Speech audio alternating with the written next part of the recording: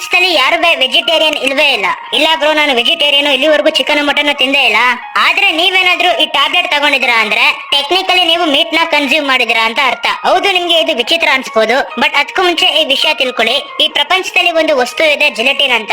So ನೀವು regular ಆಗಿ ಏನ್ ಟ್ಯಾಬ್ಲೆಟ್ಸ್ ನ ತಗೋತೀರಾ ಅದ್ರದ್ದು ಪ್ಲಾಸ್ಟಿಕ್ ತರ ಔಟರ್ ಲೇಯರ್ ಇದೆಯಲ್ಲ, ಅದು ನಿಮ್ ಹೊಟ್ಟೆ ಒಳಗೆ ಹೋಗಿ ಅದು ಡಿಸಾಲ್ವ್ ಆಗ್ಬೇಕು. ಅವಾಗ ಮಾತ್ರ ಒಳಗಡೆ ಇರೋ ಮೆಡಿಸಿನ್ ಬಾಡಿಗೆ ತಲುಪೋದು. ಬ್ರೋ, ಆದ್ರೆ ಪ್ಲಾಸ್ಟಿಕ್ ಡಿಸಾಲ್ವ್ ಆಗಲ್ವಲ್ಲ?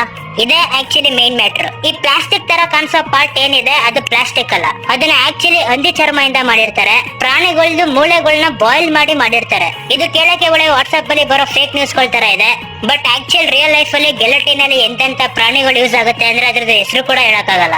ಇದು ಬರೀ ಟ್ಯಾಬ್ಲೆಟ್ ಗಳಲ್ಲಿ ಯೂಸ್ ಆಗ್ತಿದ್ರೆ ಬಿಡು, ಬರೀ ಟ್ಯಾಬ್ಲೆಟ್ಸ್ ಅಲ್ವಾ ಅಂತ ಹೇಳ್ಬೋದಿತ್ತು. ಬಟ್ ನೀವು ಚಿಕ್ಕ ವಯಸ್ಸಿಂದ ಇಲ್ಲಿವರೆಗೂ ಇಂಜೆಕ್ಷನ್ ಅಂತೂ ಹಾಕ್ಸ್ಕೊಂಡಿರ್ತೀರಾ, ಕೊರೋನಾ ಟೈಮಲ್ಲಿ ಅಂತೂ ಹಾಕ್ಸಿರ್ತೀರಾ. ಸೊ ತುಂಬಾ ವ್ಯಾಕ್ಸಿನ್ಸ್ ಗಳಲ್ಲಿ ಜೆಲಟಿನ್ ಆಸ್ ಅ ಸ್ಟೇಬಿಲೈಸರ್ ಆಗಿ ಯೂಸ್ ಮಾಡಿರ್ತಾರೆ.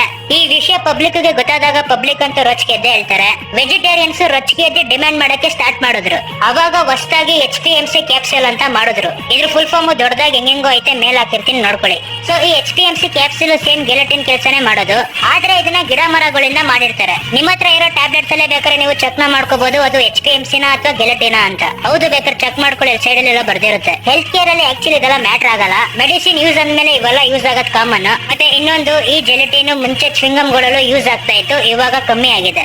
ಮತ್ತೆ ಇದೊಂದು ತಿಳ್ಕೊಳ್ಳಿ, ಮೆಡಿಸಿನ್ ಗಳಲ್ಲಿ ಈ ಹಾವು, ಹಂದಿ ಚರ್ಮ, ಹಸು ಇವೆಲ್ಲ ಯೂಸ್ ಆಗೋದು ಕಾಮನ್. ಎಲ್ಲಾ ಟ್ಯಾಬ್ಲೆಟ್ ಗಳಲ್ಲಿ ಜೆಲಟಿನ್ ಯೂಸ್ ಆಗಲ್ಲ, ಬಟ್ ತುಂಬಾ ಟ್ಯಾಬ್ಲೆಟ್ ಅಲ್ಲಿ ಯೂಸ್ ಆಗುತ್ತೆ. ಈ ರೀತಿ ತುಂಬಾ ಕಡಿಮೆ ಜನಕ್ಕೆ ಗೊತ್ತಿರೋ ರಿಯಲ್ ಲೈಫ್ ವಿಷಯಗಳನ್ನ ತಿಳ್ಕೊಳ್ಳೋದಕ್ಕೆ ನನ್ನ ಅಕೌಂಟ್ ನ ಫಾಲೋ ಮಾಡಿ.